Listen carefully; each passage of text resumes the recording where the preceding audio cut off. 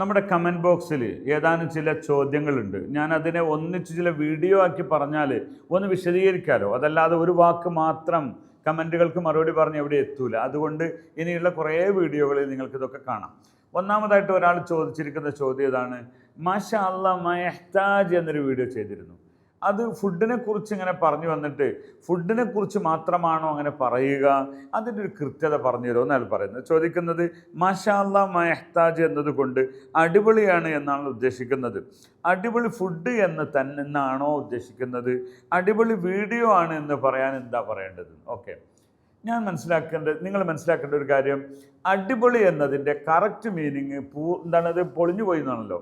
അതല്ലല്ലോ ഇവിടെ ഉദ്ദേശിക്കുന്നത്. അതുപോലെയാണ്, ഓപ്പോസിറ്റ് ആംഗിളിലാണ് ഇതിനെ മനസ്സിലാക്കേണ്ടത്.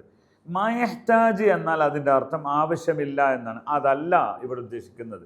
അപ്പോൾ അതുകൊണ്ട് എന്തിനെക്കുറിച്ചും, അത് ഫുഡാവട്ടെ, വീഡിയോ ആവട്ടെ, നിങ്ങൾക്ക് ഇഷ്ടപ്പെടുന്ന ഒരു വ്യക്തിയാവട്ടെ, ഒരു ഡ്രസ്സാവട്ടെ, എന്തും മാഷാ അല്ലാഹ് വീഡിയോ മയഹ്താജ്, മാഷാ അല്ലാഹ് അക്കിൽ ഹാദാ മയഹ്താജ്, ഇങ്ങനെ അങ്ങോട്ട് കിട്ടിയാൽ മതി.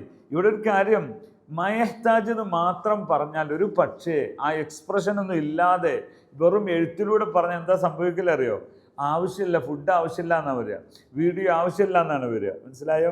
മറ്റത് കേടുവന്നു എന്നർത്ഥം നാം മനസ്സിലാക്കിയാൽ, ഇപ്പോൾ ഒരു പ്രായമുള്ള ഒരാളോട് നിങ്ങൾ പറയാണ് അടിപൊളിയായിട്ടും നിങ്ങളുടെ ഭക്ഷണങ്ങൾ ബിരിയാണി പൊളിയാണെന്ന് പറഞ്ഞാൽ എന്താവും? കേടുവന്നു എന്ന് വിചാരിക്കും അവർ, അങ്ങനെയല്ലേ?